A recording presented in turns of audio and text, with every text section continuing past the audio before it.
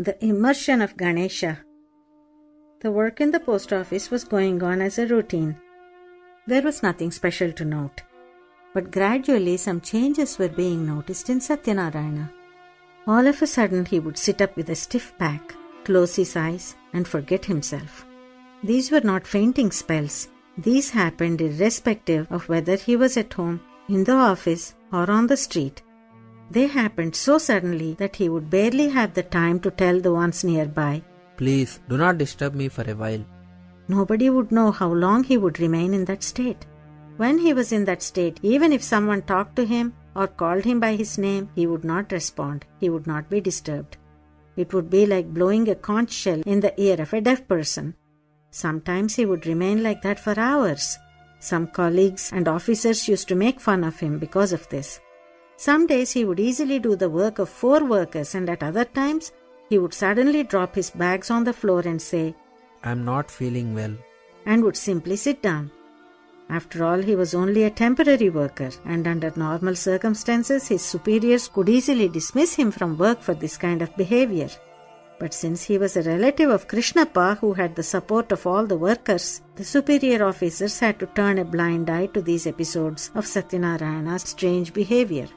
Vinayaka Chaturthi celebrations started in deep earnest that year as usual. Unlike in previous years when he would be fully involved in those celebrations, this year, because of his work, Satyanarayana could take part in it only as the priest in conducting the pujas. His officers came to know of this. At the pujas, Lingayat and Muslim community people were noticed coming in and going out. The organizers were a bit concerned and also frightened of any communal riots that may ensue. Dwaraka, Satya's friend, kept a close eye on these people. Satyanarayana would give them vibhuti on occasion. Some would comment, "The medicine you had given yesterday had worked very well." Dwaraka one day raised his objection to these people coming in. He said, "Why would you want to be friends with them?" Satya simply replied, "After all, everybody is human." Dwaraka didn't like the answer. "Even we know that much." And stomped out. The festivities came to an end, and it was time to immerse the idol in the river. It was a very colorful occasion. All the families joined in the celebrations, and a few even sprinkled colored powder on each other. The idol was carried with great pomp to the accompaniment of music, and people danced in the streets. A few men pushed themselves forward so that they could be the first ones to see the immersion of the idol. Satya was holding the idol, and Dwaraka stood guard for him. Satya said out loud, "Ganesha, this is the last time. I will not be coming for the immersion in future." Dwaraka heard this and misunderstood Satya. "What, man? You don't want to come? Did you find a better deal somewhere else for next year?" "You won't understand it." "Look, all these things I understand very well. You are doing free service here, so I can understand. If you found a better bargain somewhere else for the next year, that's why you are trying to show off. If we offer 10 more rupees, you will come back on your own. I know very well about guys like you and priests like you." Satya did not respond to this criticism. He kept quiet. But the post office workers did not keep quiet. The higher officials received a report of Satya's unsatisfactory behavior at work. It went up to Krishnappa as well. A senior official was heard to comment, "Listen, this Satyanarayana is not an ordinary fellow. Whatever he says comes true." Krishnappa was caught in a dilemma. He had to take some action and warn Satya. He had to tell Satya off, to remember as to where and when to conduct his pujas and japas.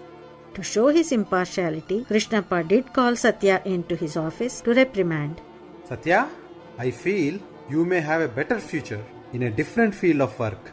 Meaning that he may have to be dismissed and would have to find a new job. After all, he was the leader of the workers' union and was well trained in the tactics of employee relations. Satya was not experienced in this approach at all. He said innocently, "As per your blessings, sir. May God also bless me like that." Unable to make Satya understand, Krishnappa left in a huff. After this episode, Satya started to go into states of deep meditation. It used to happen whenever he was taken over by Ganapathy. Poor Ganapathy perhaps did not know that it is quite proper to extract more hours of work from a temporary postman. He used to enter into Satya as soon as he completed his shift work. Satya would then enter into a state of samadhi in the post office itself. At times he would give vibhuti to fellow workers to protect them from any problems they were going to encounter. Fellow workers stopped teasing him, but they were frightened of him. In the normal circumstances, Satya worked very actively during his shift. But when he was entering into dhyana and samadhi, he would fall behind in his work. His senior, the postmaster Narasimhaya, was in a dilemma as to whether to praise him for his good work or to reprimand him for falling behind in his work. One day they were sorting out the letters to be delivered. Satya was helping out. He was in good spirits and was singing while he worked. Suddenly he took out an envelope and gave it to his colleague and said, "This is a love letter for a girl in your area. Give it to her and collect a big tip from her." His colleagues made fun of him. Where did you learn to recognize love letters? Maybe by its fragrance? The postman he gave the letter to was a middle-aged man with a responsibility for a big family. He was famous for collecting tips from the residents in his area during his rounds. Everyone thought that Satya's comments were directed at his habit of collecting tips. The concerned postman also felt the same. But when he went to deliver the letter that day, he found a girl eagerly waiting outside and was very happy to receive the letter. Remembering Satya's words, which now got confirmed by the behavior of the girl, the postman said, "I brought you a love letter from your dear one. Don't I get a tip?" The girl felt shy. She ran inside and came out with a 1 rupee tip for him. Instead of feeling happy, the postman was lost in deep thought. When he returned to the post office, Satyanarayana was in samadhi near a bag of letters. He stayed back and completed all of Satya's work. The fellow workers had gone home by then after finishing their shift.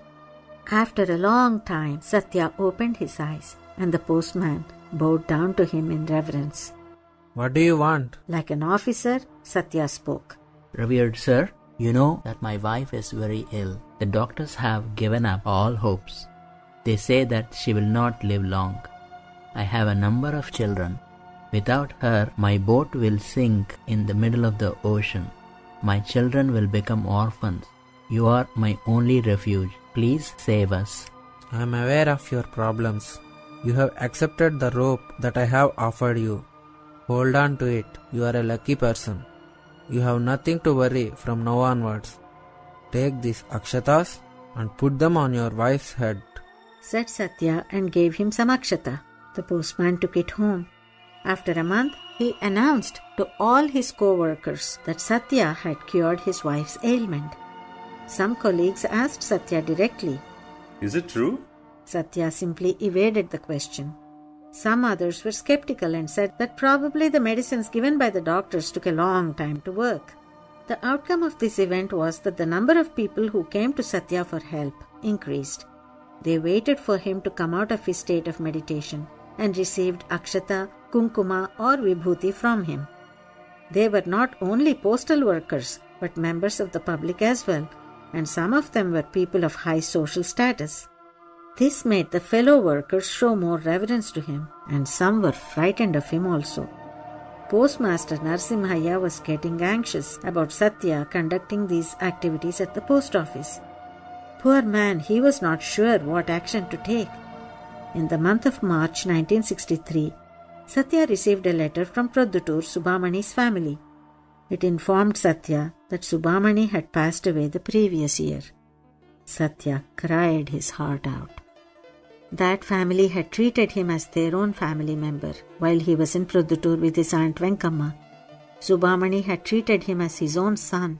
As a matter of fact, Satya had warned them in a letter the previous year of impending danger, but they neglected the warning.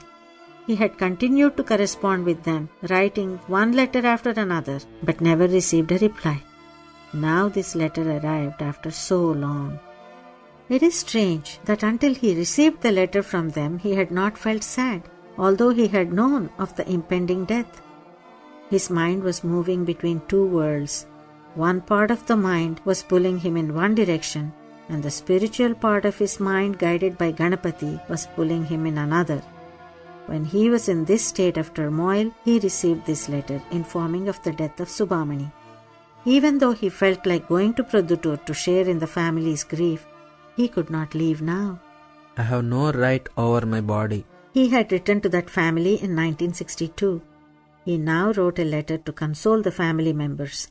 In that letter, he added his thoughts on the feelings of grief being experienced by his mother Manni. Amma, you have been a second mother to me after the death of my own mother. If you grieve, I will grieve also. While he was writing this reply, his spiritual sadhana made him write an additional note. After working some time, I intend to visit a pilgrimage center. There I would like to perform a Pada Puja and leave my mortal body. I would like to implement and fulfill all that I had told you when I was staying with you.